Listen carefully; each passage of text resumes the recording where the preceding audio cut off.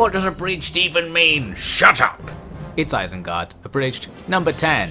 Last time we took out a big Rohan army in our territory, then we pushed into Rohan's territory and successfully assaulted and took their capital of Edoras, unfortunately losing one of our best commanders lurched in the process, possibly due to a glitch. Then, when the enemy spawned a massive free stack of troops to take the place back, we somehow took them out en masse with minimal losses, so we've maintained some of our momentum. As I mentioned last time, there's another Rohan territory to the east of Edoras, and I've sent a few of the troops from Edoras to go take it. It looks like we avoided being ambushed on the way there. As we arrive, there's actually more stuff around the settlement than I expected, because they do have some hidden cav outside. But they're not hidden anymore, and actually this gives us a bit of an opportunity for a siege draw-out. We can just not attack the town, attack them instead, and now we can fight the town garrison outside the walls. In the end then, I think that went better than expected, even though it's always disappointing to see more enemies in the way. Obviously, we need to make sure the siege draw-out aspect works, and I'm already doing it wrong here, fighting the enemy beside the line. But in my defense this time, it's because the enemy just stood here for ages and wouldn't move away from the line. You can see I've already started killing them with my archers. Their pikes have just formed a pike wall with their back to the line. Inconvenient, really. So what I started doing is maneuvering to try and wedge myself in behind them a bit to see if we could get a complete surround going, since we do have numbers on our side. Eventually the enemy were aggroed and a fight starts, and you can see me there using my general to get myself between the line and the enemy's position.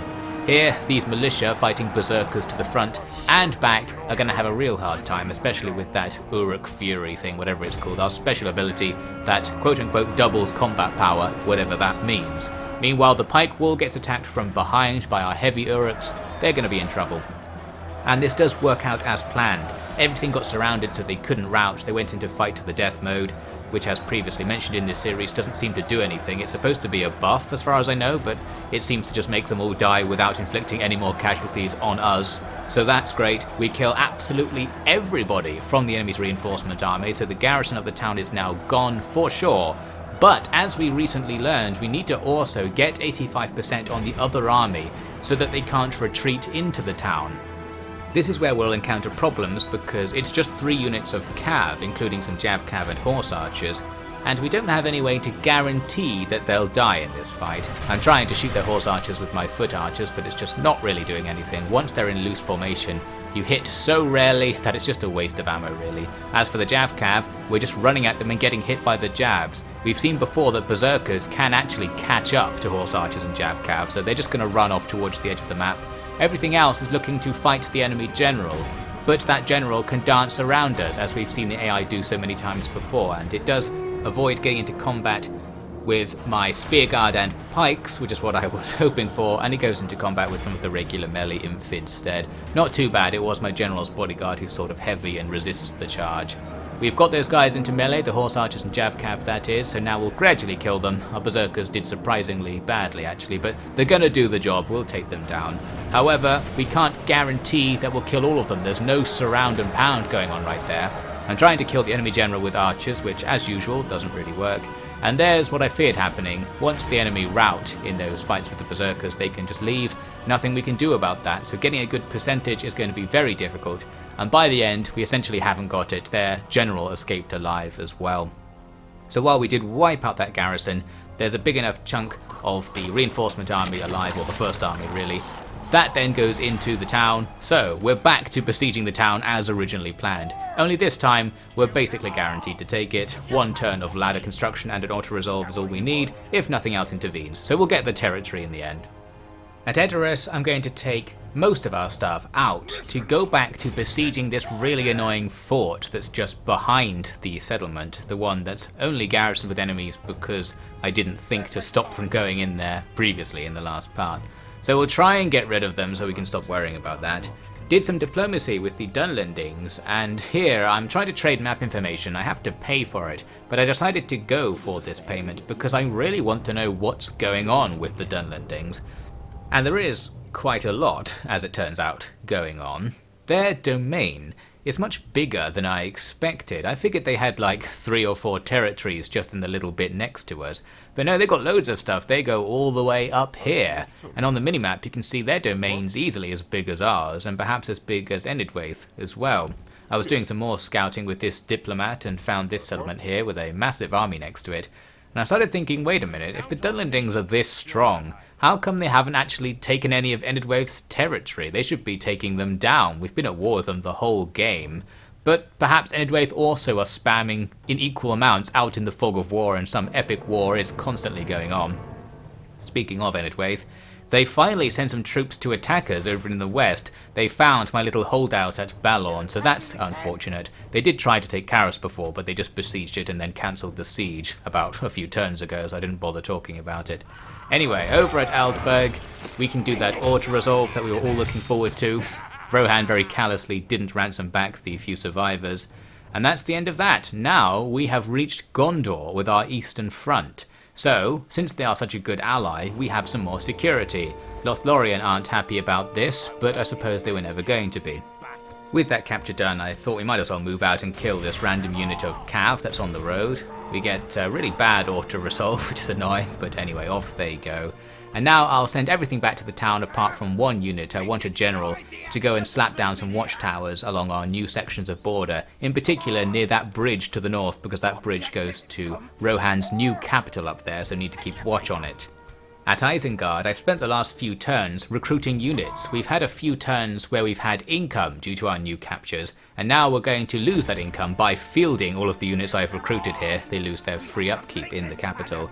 So we've got a nice half stack, and we can throw in more stuff as well. Various garrison units at Foldberg can be added to the fray. And I'm even going to take a general up from our Edoras front to lead this army, and he's going to meet up with some units at Hornburg as well, since if this offensive to the east works to go take Donlustyr over there on the right, we won't need to be defending Hornburg at last. Perhaps the last Battle of Helm's Deep has already been seen.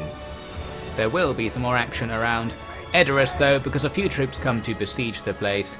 We could easily defend if we weren't distracted by besieging that fort next to it. So we need to clear that fort situation up and then go back in the same turn to look into Edoras again. But first, that army over at Balorn makes an attack, and things aren't really that bad. They do vastly outnumber us, but the balance bar's not too bad. I guess their units just aren't that good, and we do have 2 generals' bodyguards, a fairly strong unit. Plus, of course, we are defending a wall, which gives us certain advantages. We start off launching arrows at the enemy's approaching column. Doesn't really do very much, but the idea is there, as usual. We'll also have the towers shooting some arrows at them as well, which will pick up a few kills, hopefully. They set up their ladders, and the spearmen come over the wall, where I've got one of our generals ready to receive them, figuring that our general's bodyguard here, the heavy Uruk type rather than the berserker type we quite often see, should be more powerful than the spears, so we'll try and hold them off. Meanwhile, everything else is focusing on that gate, and there's not that much we can do to stop them opening the gate, other than some shenanigans with going outside, but I didn't bother trying anything like that, of course. Annoyingly, my general is right in the centre of that fight, so there's a risk he'll actually get taken down fighting the spears, but still not too much we can do about that right now. The enemy's archers and javs are trying to shoot up and over the wall, which is going to achieve very little, very good stuff, and there go those spears eventually, so we win that ladder battle, and nothing else is going to try and come up the ladder as it happens. Now that the gates are open, everything will just flood through. You can see I've already set up a little semicircle behind it. We want to get some units through onto our side, then we can attack them from multiple directions at once, and now it's going to be a grind really. We do have some of our half-orc Bane Guard, a nice two-handed axe unit to counter their two-handed axe units in the blob, and my general, who won on the wall, is going to climb down the ladders now. I figured we'd be able to make a nice rear attack on the blob that might make things go our way. However, the spears we routed earlier are actually coming back. You can see my archers here trying to shoot at them in the background, probably achieving nothing. And those spears, very annoyingly, went into melee with my general as he got down from the ladder. And then they just didn't rout. For whatever reason, we managed to rout them the first time, but this time they actually fought to the very last man. So that's a huge distraction. Now we're not making our rear attack on the blob.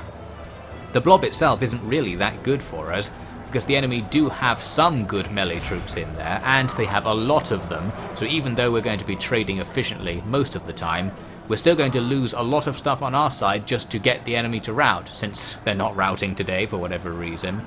So my general eventually takes out all of those spearmen, losing most of his own unit in the process, and now I have to run because the enemy's pikes are aggroed onto me and we're going to try and avoid fighting the front of those pikes. I was very worried I'd lose my other officer in the fight, but it just hasn't happened so far. With the pikes I just led them around for a bit, and the tower started gradually taking them out, so that's something. I was still trying to come all the way around and get back to the blob to help out, but at this stage the fight's starting to wind down. We've finally routed the last few dregs at the front there, and can start pushing through the gate because the enemy have this Jav unit that's partially in the gate and partially just sitting along the wall for some reason. My general here is engaging them from the other side. Hoped things would go well, but the enemy there were on victory as certain against my general and bodyguard, which seems a little bit iffy.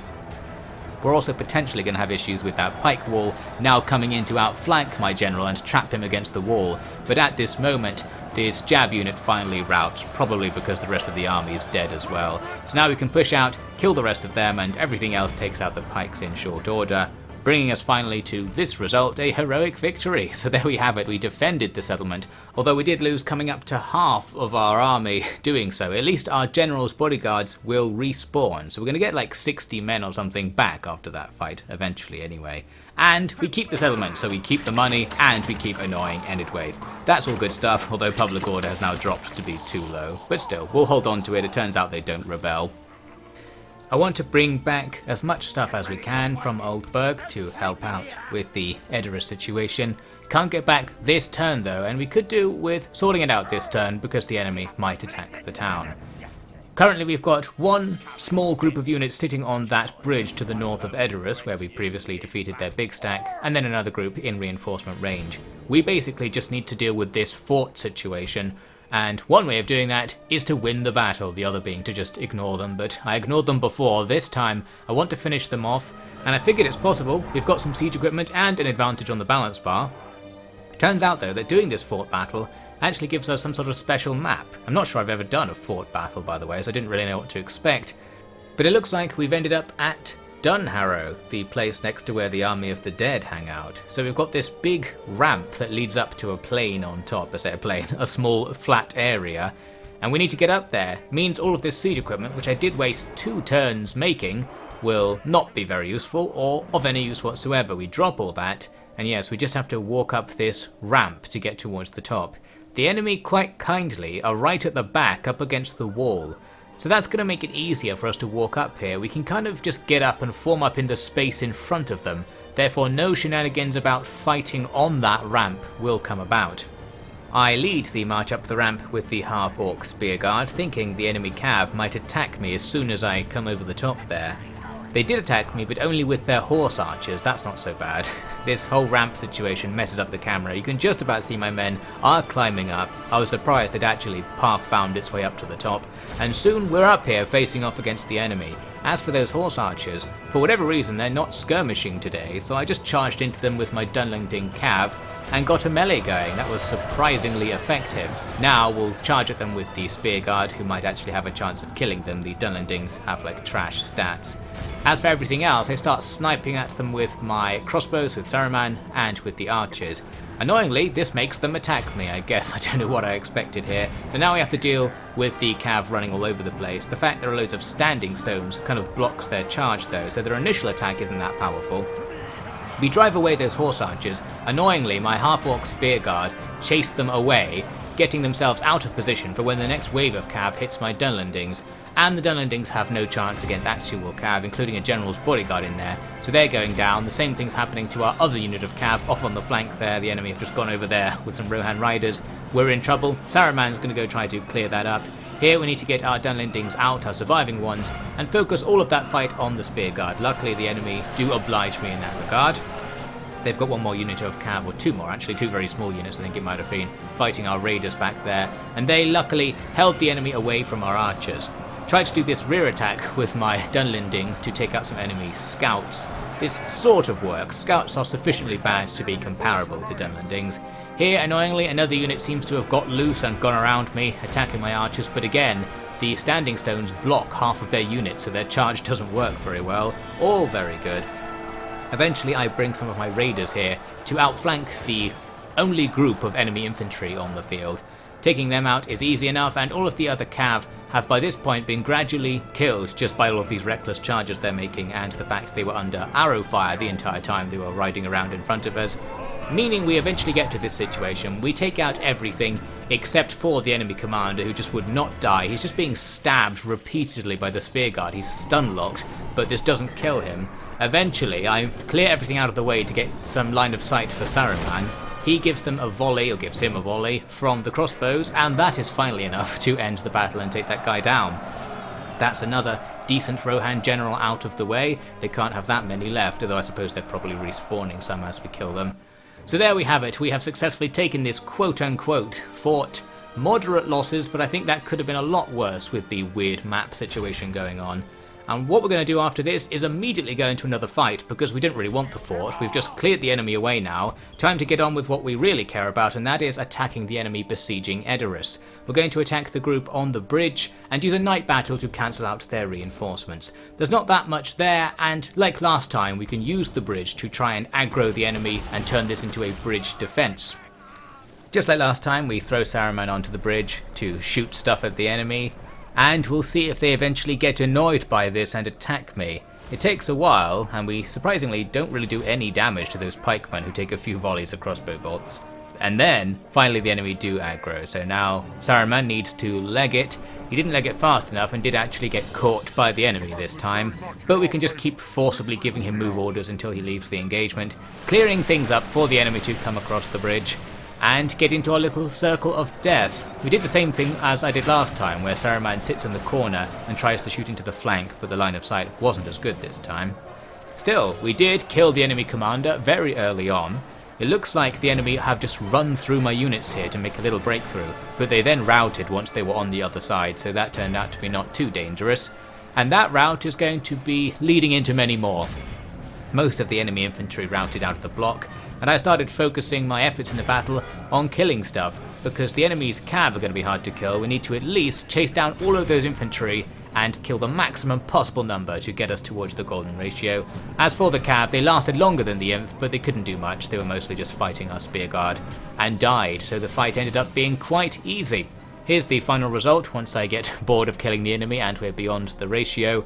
We barely lost anything, and the enemy army is gone. So with that, the siege of Edoras is over once again, and things are looking pretty good. There is still that other army standing there, and I could in theory go after them, but I wasn't that enthusiastic, because while that army isn't that much to worry about, we probably will win. We won't win with like no losses, and at this stage we don't really have anything here. If Rohan showed up with something else, we'd be in trouble, so I was playing things very conservatively. I decided to just wait until next turn and see what happens, since we do have reinforcements on the way, both from Oldburg and those guys who rushed down from Helm's Deep. I also, as you saw there, moved out towards Dunlustir with our new army, which will continue on in the next turn. Here's some more diplomacy news. I was trying to get map information from Breeland, up far to the northwest of us. I have to pay them for it, and I'm willing to pay because I'm just so curious about what's going on elsewhere. I want some strategic information, and the information they give me is pretty much useless. They are at war with the Dunlendings, I think, or they were at some point, so it's interesting to know what's happening to Breeland a little bit anyway. Here we are then in the next turn. Dunlustir is under siege. There's a not negligible force inside, so our army might have to do some work. Our spy reveals there's nothing else particularly nearby. You may note that Dunlustir is a massive region, like everything over there is all part of one region, so once we take it things will look good. I also, at this point in the campaign, was thinking, have I won this campaign yet? How far away are we? We need to get 30 regions and we have 11, I think it was. So no, we're nowhere near finishing the campaign, which was disappointing. We need to at least kill Rohan and then we'll see how I feel after that.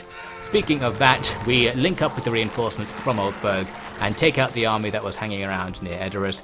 It retreats, and its retreat path reveals there's a little river crossing there, so Saruman goes to stand on it, and you can see what I want to do. I want to go attack that settlement that I can't see because it's Rohan's new capital.